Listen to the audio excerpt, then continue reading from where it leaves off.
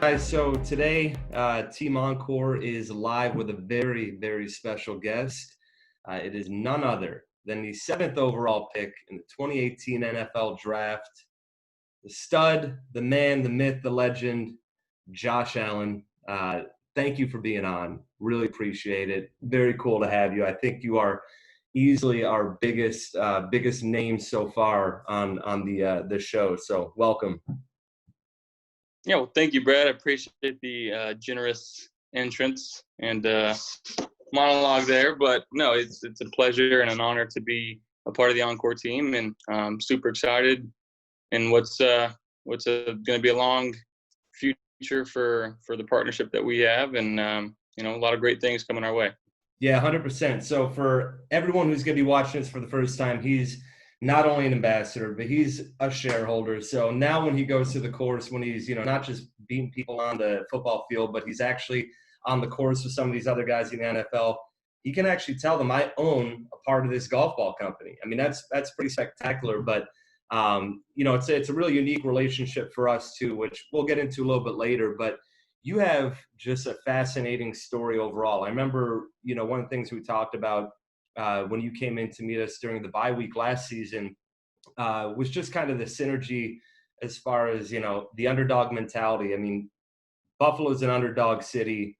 Encore is, and the industry itself of golf balls. I mean, it's really tough. You're going against, these Goliaths. So we're an underdog golf ball company, and for most of your career, you've really been kind of that underdog, but you just keep proving people wrong. I'd love for you to just kind of give people a background who don't know about, your kind of football journey starting at a younger age and, what you had to go through to even get to the point where you're seventh overall pick in the NFL draft. Yeah, absolutely. I guess we start off where I played high school football in the hometown that I grew up, Fireball. I grew up on a small ranch out there, and my dad's been, a farmer for as long as I can remember, cantaloupe, cotton, and wheat.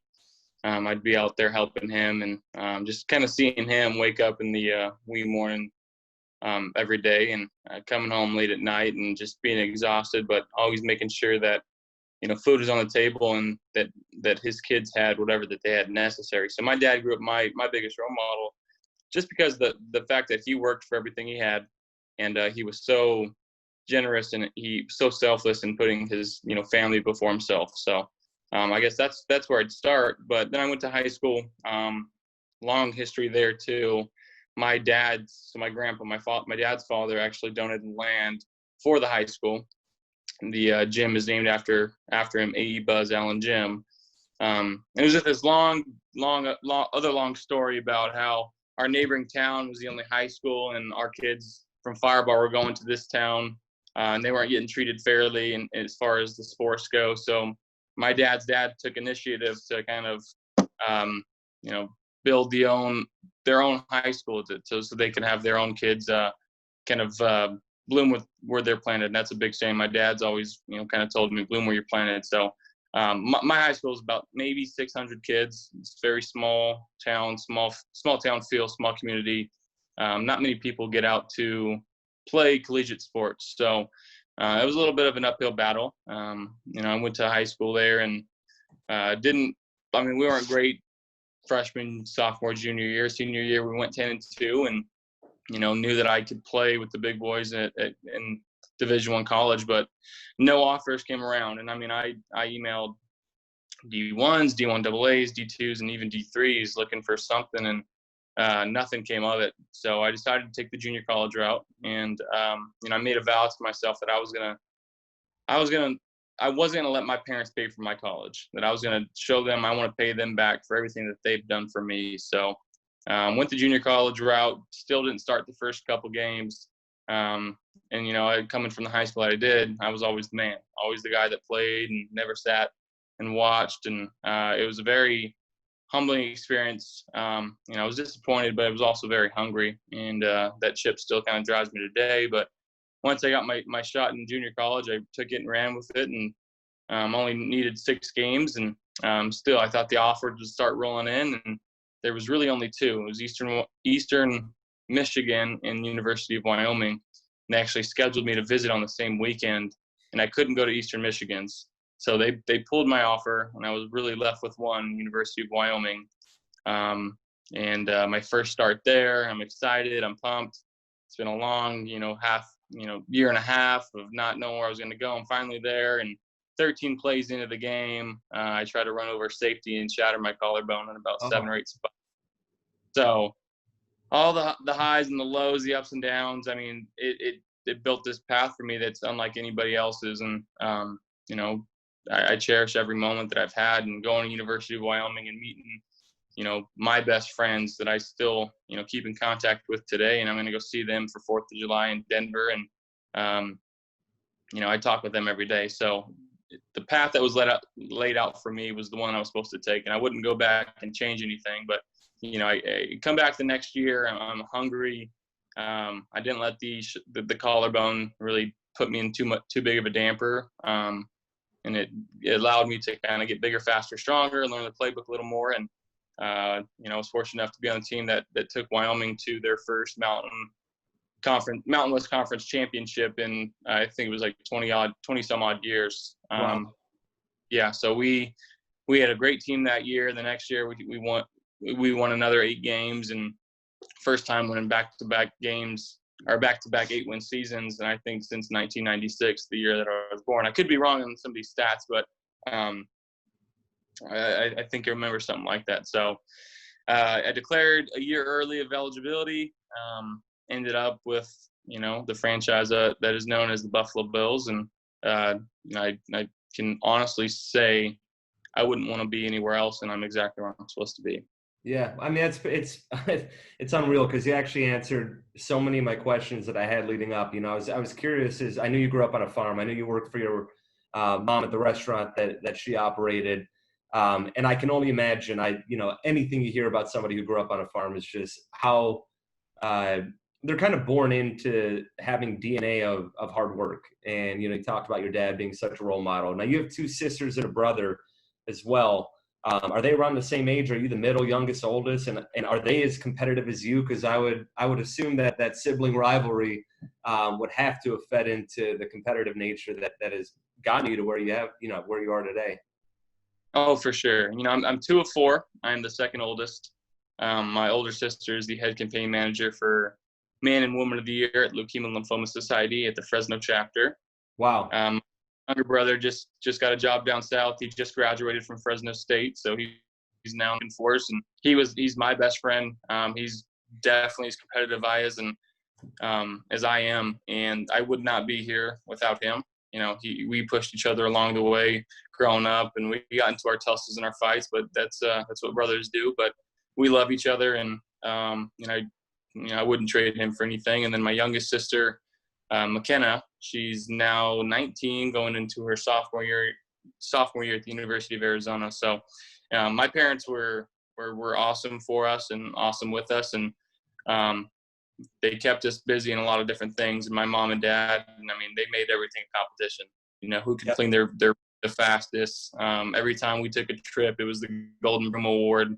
Whoever kept their suitcase the neatest kept, got to pick the restaurant we ate at when we got back, or whatever it was. So they were always trying to instill us with this mindset of working hard. And one, they kind of how they brought us up like that, but 2, they showed us with their actions. My mom ran a business for about 5 or 6 years, and she busted her tail, every day in the restaurant, busting tables, waiting on tables, even going back there and cooking sometimes. So she wore many hats, and she was awesome. And because we'd get off of high school, or our lunch break for high school, we'd be able to leave for camp or off campus, and we'd go straight to the restaurant, pick up our food, and get back to school. So she kept us well fed, and my parents were awesome for us, and we have a pretty tight-knit family, and I'm fortunate enough to have 3 siblings that I love and I care about, and I get to see pretty often. Yeah, that's pretty amazing. I was going to say, from the outside looking in, it certainly seems like you have a very tight-knit family, which it's just really endearing to see. And you can tell, I think one of the things that people in Buffalo fell in love with you so much about is just your genuine nature. And I feel like you're very relationship oriented. I feel like you're not somebody who just wants to be a part of a team, but you want to be really an integral part of that team. You know, you want to be fully immersed in it. You know, I luckily my fiance and I are playing golf last night, and I get the message from you, hey, want to play golf? And I'm like, oh, of course I want to play golf. And what I loved about it is that to me that wasn't just, hey, now I'm part of Encore. You're the co-founder. I should probably do this. To me, it was more, I don't want this to just be a business relationship. I want to know the people that, I'm getting involved with and have a personal relationship. And I think that's why, the entire organization of the Bills just seems to be completely enamored, as does the city with you. And I think it probably stems from, which I can relate to. I'm a very relationship-oriented person, friends, family, anything that makes that provides some sort of connection to the humanity within us is super important. And, I take very seriously. And I think that's a common ground that I think, is clearly shaping kind of who you are. I kind of could not imagine, I think, a better personality. Those kind of traits have seemed to be what has defined Buffalo, the city of Buffalo, for years. And I was actually talking to T, your agent, and obviously good friend, today on the course, and he was saying how, he has never represented an athlete or seen the kind of relationship between players and coaches and just players alike. I mean, I know you guys were hanging out at Dable's house, our offensive coordinator, the other night, and it just seems to be something that there's no separation of church and state, whereas a lot of other teams, there's a coaching staff, and yeah, they want to be respected and liked and everything, but it really feels like everybody in here not only respects one another, but truly loves one another, on a friendship level. And, I said to T, it's almost like Sean McDermott's building the exact team that it would be reflective of what Buffalo is as a city. So how long did it take from when you arrived or got that call that the Bills were drafting you to kind of feel like this is where I'm supposed to be? This was meant to be. How quickly did you get that sense? My official visit before I got drafted. And I say that honest to God truth. I got snowed in because I was supposed to see the Jets and the Giants the next day. I got snowed in and I got to go to Barville Tavern and have those wings. At that point, I was like, I'm in. I'm sold. Wings did it. The wings sold it for me. But like you said, the relationship aspect is very big to me. And when I'm in, I'm all in, and I don't see me and you. It's we, it's we are all in this together. And it's even as small as like, T saying, I work for just no, we work together, right. You do your job and I do mine. And it's like Coach Dable doesn't work for the Bills, he works with the Bills. And I work with the Bills, and having that type of mindset and that ideology of however far I go is however far the team goes. Yeah. So that's something that's been ingrained in me for a long time, and that's something that'll never change. Yeah.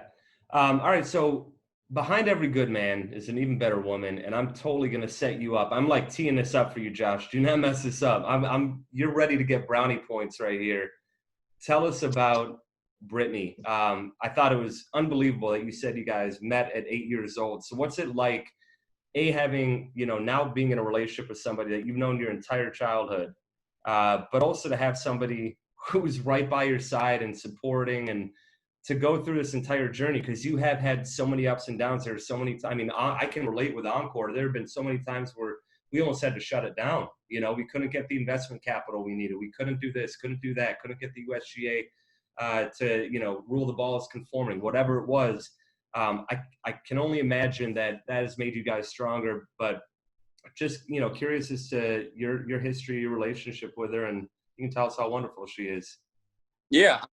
She's literally the sweetest girl you'll ever meet. She's been there through it all. She was there the game I broke my collarbone. She was, there with me trying to rehab, and sometimes she wasn't physically there, but she was there, mentally and emotionally.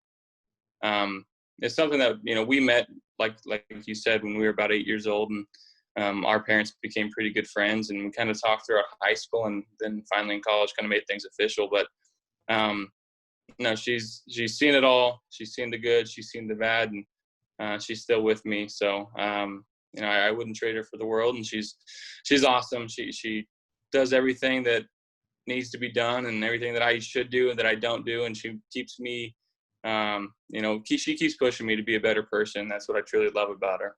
That's great. That's great. I'm hoping that she sees this, and but so one of the things I wanted to kind of talk about, transitioning into golf more. We have some questions from the Encore team. Easy one. How old were you when you started golfing, but when did you really get into it? Yes, I started golfing. My dad would take us out, take me and my brother out in high school, kind of right around eighth grade. We had a little course by our house called Fresno West, and we go out there, and it's basically playing on concrete. You could drive every par four as long as you got it rolling on the ground. Yeah.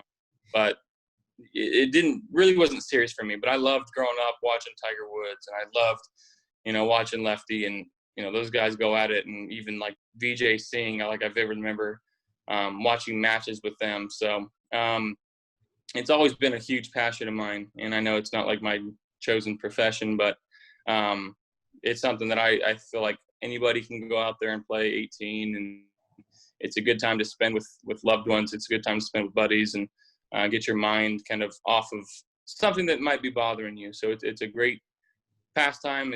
I love watching it on TV. I know some people, like my mom, she's like, I just can't watch it. It just doesn't. Yeah. I'm like, but for me, understanding how hard the game is and knowing what these golfers are doing in front of millions of people watching on TV, and the adrenaline that goes through their bodies has to be insane.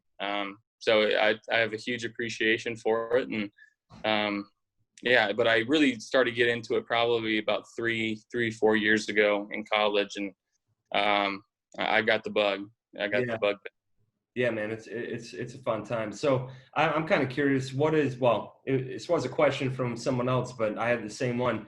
Are there similarities? Are there synergies between being a quarterback in the NFL and golf? Like what are the biggest things that you notice or that maybe benefit, does playing quarterback and being under those high pressure situations help your golf game? Are there things from the course that you can learn, that you translate onto the NFL field? Funny that you say that. So I've been fortunate enough to play in a couple golf tournaments, the American Century, and then the Waste Management Open, kind of like the Pro-Am. And when you're teeing off and there's people watching you, it's like your hands are shaking. You can't stop.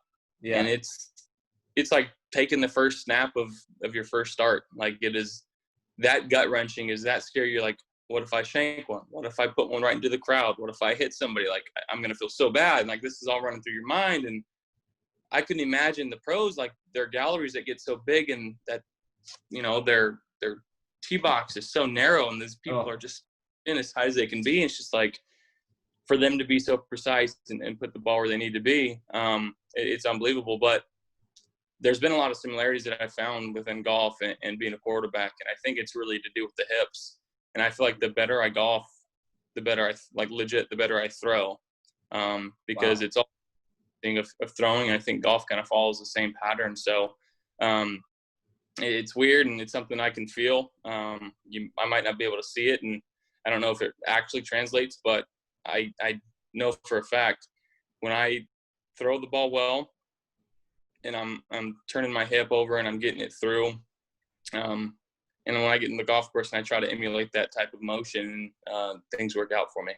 That's really funny that you specifically mentioned the hips, because as you know, Gary Player is another shareholder in Encore, and he's been a huge proponent of the ball. And when we went out to shoot some content videos with him, in his thick South African accent, he's like, "It's all in the hips. It's in the hips." He will literally grab you from behind and twist your hips, and don't get paralysis from analysis. It's all in the hips. So it is interesting though, because it is all in the hips. It's all about that transition of weight, and that's where you get your power from. I was telling you, starting to learn as a right-hander just a couple of years ago. Going from a lefty, that's one of the hardest things for me to train my body. That muscle memory is to always turn and let that source of power come from your feet through your hips, and then translate into the club. So that's pretty cool. I think everyone knows who Bill's Mafia is. At the Waste Management Open, you were asked to throw somebody through a table, which is, pretty, I guess, status quo for Bill's Mafia fanfare. Is that something which I don't. Yeah, we do not condone. We do not Yeah. condone. Are you getting asked like left and right, from people? Are Buffalo fans coming up to you and be like, dude, just slam me through a table. Like, it's all good. I've gotten a few of those, but even like when I'm like doing like some private signings, the inscription I get most is let's smash some tables. Yeah. So when I'm on the helmet, like I always have to write let's smash some tables with it. So That's funny. That everybody loves, and it's something that kind of makes Bill's Mafia a little different from everybody else. So I'm all for it. I love it. All right, so let's get a little bit in Encore. So you did come by last bye week. Just kind of give everybody the story of first, how'd you hear about Encore? And then, I remember at one point T looked at you and said, have you ever, seen anything like this? And you're like, never. So I was just curious as to, what were those talks after you came in like? What were your impressions of Encore, and how did you hear about us? I mean, obviously we're a Buffalo company, so you probably would have heard about it some way, but what was the moment that you were like, you said to T, hey, reach out to these guys, I want to set up a meeting? Yeah, it was a lunch break. I was in the facility, I was eating some lunch, and I get on Twitter and I kind of see this unveiling of the new facility that's supposed to be kind of going into place, and I'm like, holy crap, like this is really freaking cool.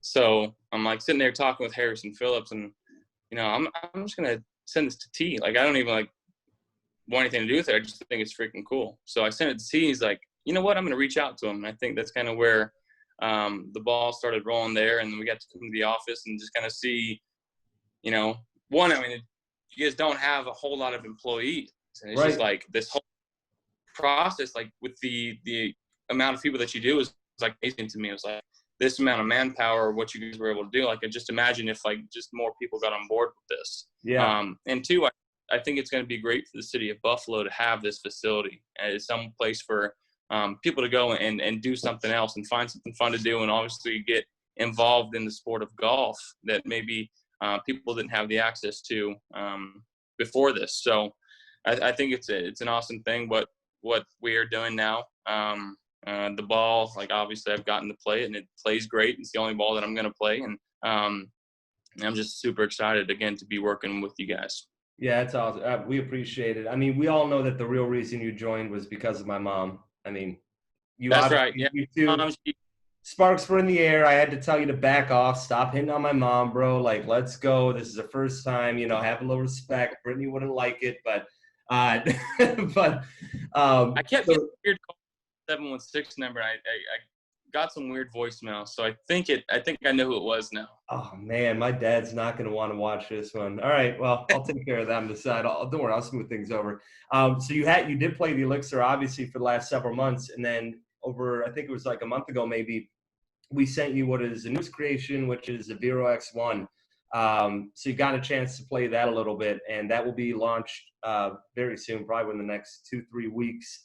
What are your thoughts on it? I mean, this is your time to give us a testimonial. Josh Allen approved, stamp of approval. Yeah, I mean, well, when you compare it with the other golf balls, I think, one, you see that it's still got the distance, and it's going to outdrive a lot of other balls, but then you get around the green, and I'm a very down angle swinger, so my ball gets a lot of height, and I produce quite a bit of backspin, and this thing checks up, and it'll move for you now. And I played Cragburn the other day, and it was kind of wet, and it just rained the night before. But there was a few holes where, I mean, this thing came back 20, 25 feet, and it was just unbelievable. Like, I didn't realize a golf ball could like be as responsive as that, as it could. And, I don't really play all of these, obviously any other ball now, but I mean, I've played it all throughout the years, and you notice the ones that are softer feel. They don't usually go as far, but this one, I mean, I'm still bombing. And I think Harrison posted that video of me on Cragburn on 14, and ball went pretty dang far there. So Yeah, I man, got you were bombing them today. I did want to give you an opportunity because unfortunately I did not tape it. I had no idea you were going to do this, but will you just tell the folks the absurdity that you pulled off on hole 3 today out of the sand? I mean, you were not close to the sand. You were far into the yeah. sand, and you did what? Well, it was This was all you. probably, This isn't even the ball. This was you, man. That was just a hell of a shot. but so it did hit on a downslope, but the ball did check up. It came back a little bit. Was able to get on the downslope, and it's probably, I don't know, maybe 50 feet, I guess. And all checked up for me, got into the downslope and started trickling towards the hole, and it went in for bird. So the first sandy bird that I've ever had. Well, that was, I mean, I was both impressed and sickened that you could be that good at multiple things. So, you know, it was kind of like, oh, that's really cool. And God, I hate him. So that was awesome. So I know we're coming to a close. I won't take much more of your time. I want to do a couple quick hits. So some are just like, you know, one or the other. Some are just, you know, easy answers. First thing comes to your mind. So would you rather albatross or hole in one? Ooh, I think albatross. All right. I mean, it helps. Yeah, I mean, you would think that everyone would just go with hole in one, but an albatross is almost harder, I feel like. Like, that's insane. It's going to be minus, 3 off the scorecard instead of -2. And yeah, albatross is the way to go. All right, I like that answer. Pebble Beach or Augusta? Augusta. All right. I've been to both Augusta. Yeah. Green mat or white elixir? Ooh. Depends on where I'm playing. Green mat today, but I mean, I don't know. Cragburn playing the green mat just because I can see the ball. All right. Favorite club in the bag? Probably my 7-iron. Hardest shot for you to hit? A straight shot. Dude, come on, man. You were banging him 315 today on hard fairways, and you were pretty much there. Yeah. Let's see. My worst. I've used to be able to play a nice cut, and my cut's kind of gone away. I've been able to hit a nice baby draw, but I got to work on my cut now. So. All right. All right. Now we'll get a couple random ones. Funniest guy in the Bills locker room besides you? Funniest guy. I'm John Feliciano. All right. Okay. Interesting. All right. This is a good one that I am very curious. The leap over Anthony Barr or the 4th and 1 beast mode on primetime in Dallas. What is your signature play? I think it's the Dallas play. I will say that too. All right. I am not going to fanboy right now, but I slightly am because that play we were all watching. And I just remember, I'm like, first off, you're holding nothing but the football. And I don't know who it was, but they had their arm interlocked under you, which means that they had all their arm. All they had to do was just rip your grip off the ball. And you literally throw them to the ground. And then I remember Romo's commentary going, speechless, going, oh my God. He just out-determined the entire defensive. That is for sure. I remember saying to people, that is the most Josh Allen play. Like, that is a career-defining play because you just always make stuff happen, which is awesome. That's why everybody here loves you. Home or road jerseys? I mean, if I could choose those jerseys that we had against Dallas, they're all with the white face mask. Yep. Those are special. Yeah, those are pretty fly. The white face. What's that? The white face mask. Oh, yeah. Key. Yeah, they're gray. Yep. AFC champs or Super Bowl champs this year? What's the question? What would be better? I know. That's exactly what I was hoping to get. It's not even going to be a question. Just like, all right. Hardest hitter on the team? Hardest hitter. Tremaine Edmonds. Okay. Greek. I can see that. All right, we only got about 5 more. What's harder, golf or QB? Golf. Hardest part of the job. Hardest part of the job, talking so dang much. All right. Caddyshack or Billy Madison? Or other? Happy Gilmore? Oh, sorry. Yes. Thank you. Happy Gilmore. All right. Shannon Sharp or Stephen A. Smith? Oh, I only asked because you showed me the video today, and I'm like, he is funny. I'm going with Stephen A. Stephen A is my guy. Yeah, he is. He is. And finally, preparation or determination? What's more important? I think preparation is fueled by determination. Look at you. My dad's one of his favorite sayings to me is you fail to plan, you plan to fail. All right. Now that's word wizardry right there. You're doing mind freak stuff to us now. I mean, you're not a spring chicken on this. So just that T taught me well, man. Yeah, that's awesome. All right, well that's all we have for you. I mean, obviously, thank you for everything you do for the Bills, for everything you're doing for the city of Buffalo. You are a huge supporter of the city. You do a ton of charity. Encore's always done a ton of charity, so I think it's one of the things that we really love about you, and I'm sure we'll create some ways to, bring awareness and raise money and everything through our partnerships for charities down the road. If there's anything that you want to tell the folks about you got coming up, feel free to. If you got any questions for me, feel free. Otherwise, we will sign off. Go Bills. Go Bills, baby. Take care. Thanks a lot, brother. I appreciate it. Take care.